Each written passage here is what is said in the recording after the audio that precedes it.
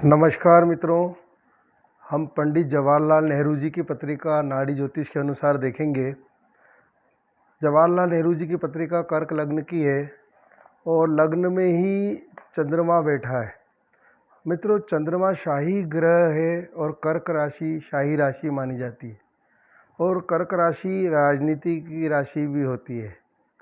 कर्क राशि का चंद्रमा हो या कर्क राशि का शनि हो या राहु हो तो व्यक्ति राजनीति से आसानी से जुड़ जाता है। भारत के अधिकांश प्रधानमंत्रियों का कर्क लग्न ही था। इंदिरा गांधी का कर्क लग्न था। सोनिया गांधी प्रधानमंत्री तो नहीं रही लेकिन कांग्रेस की हेड रही, उनकी पत्रिका में भी कर्क लग्न है। के गुजराल भारत के प्रधानमंत्री, उनका कर्क लग्न था। तो मित्रों, कर्क राशि राजनीति की होती है। अब यहाँ पर हम देखें तो नाड़ी ज्योतिष के अनुसार लग्नेश गुरु होता है जो छठे भाव में बैठा है। गुरु केतु के साथ बैठा है। गुरु मतलब जातक, जीव। नाड़ी ज्योतिष में गुरु जीव कारक है, मतलब हर वो व्यक्ति जो जीवित है वो गुरु से देखते हैं। और गुरु केतु के साथ बैठा है। केतु मंदिर होता है, तो मंदिर में ही आपने देखा पंडित होते हैं। तो हालांकि जवाहरलाल नेहरू किसी मंदिर के पंडित नहीं थे, परंतु उनके नाम के आगे पंडित जवाहरलाल नेहरू का प्रयोग होता है क्योंकि केतु और गुरु साथ में बैठे हैं। अब मित्रों, यहाँ पर देखें तो गुरु के पास में सूर्य भी बैठा है और बुध भी बैठा है। तो पंचम भाव में गुरु सूर्य से युति कर रहा है और बुध भी युति कर रहा है। तो गुरु मतलब जातक और सूर्य मतलब सरकार और सूर्य बुध मतलब सरकारी नौकरी में पोस्ट। तो मित्रों, इसी कारण से इनको प्रधानमंत्री की पोस्ट मिली थी क्योंकि गुरु सूर्य बुध के साथ युति कर रहा है, क्योंकि लगातार भाव में बैठे हैं। नाड़ी ज्योतिष में लगातार भाव में बैठे हुए ग्रहों की युति हो जाती है और यहाँ पर सूर्य बुध केतु की भी युति हो रही है क्योंकि लगातार बैठे हैं। नाड़ी ज्योतिष में सूर्य बुध केतु ध्वजा राजयोग होते हैं, मतलब व्यक्ति बहुत प्रसिद्ध रहता है, फेमस रहता है, उसको लोगों का समर्थन बहुत मिलता है, इसलिए 17 साल तक भारत के प्रधानमंत्री रहे। मित्रों, यहाँ पर हम देखें तो पंचम भाव पर सूर्य बैठा है। अगर किसी की पत्रिका में पंचम भाव में सूर्य बैठे तो उसकी संतान भी उच्च पद तक जाती है, खास तौर पर सूर्य बुध बैठे। यहाँ पर आप देखें सूर्य बुध की युति हो रही है पंचम भाव में, तो इनकी संतान इंदिरा गांधी भी भारत की प्रधानमंत्री थी। इंदिरा गांधी की पत्रिका में भी पंचम भाव में सूर्य बुध बैठे हैं, तो उनकी संतान राजीव गांधी भी भारत की प्रधानमंत्री थी। तो मित्रों, सूर्य बुध का पंचम भाव से संबंध बहुत अच्छा है क्योंकि संतान को बड़ी पोस्ट मिलती है, संतान ऊंचाइयां पाती है।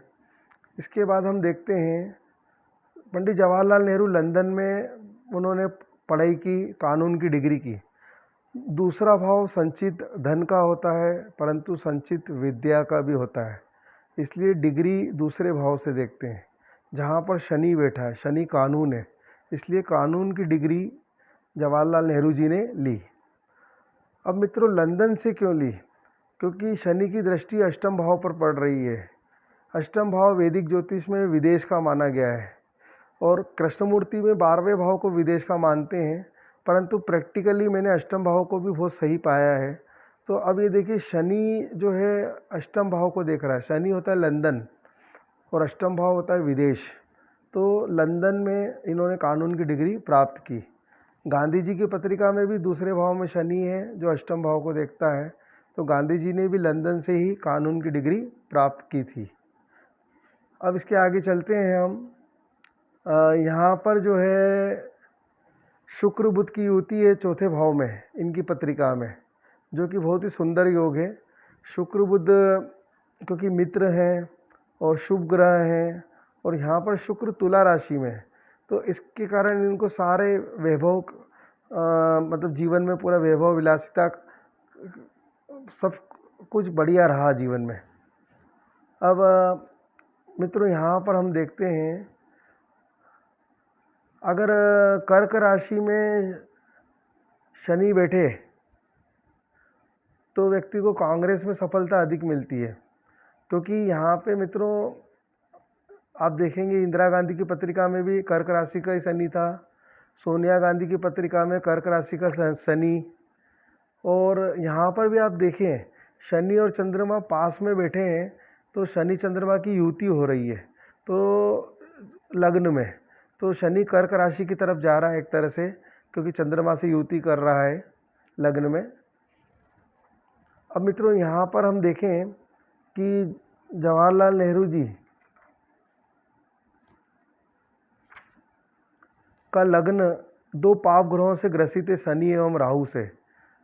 लग्न के दोनों तरफ समान ग्रह बैठे हैं तो व्यक्ति को जेल होती है, तो अंग्रेज़ों के कारण कई बार इनको जेल जाना पड़ा, क्योंकि लग्न के दोनों तरफ समान संख्या वाले ग्रह हैं, एक तरफ शनि एक तरफ राहु, इस कारण से इनको जेल जाना पड़ा अंग्रेज़ों के कारण। अब यहाँ पर हम देखते हैं नेहरू जी की पत्रिका में सूर्य की डिग्री बहुत कम है, 0 डिग्री है, इसीलिए उच्च पद बहुत देर से मिला।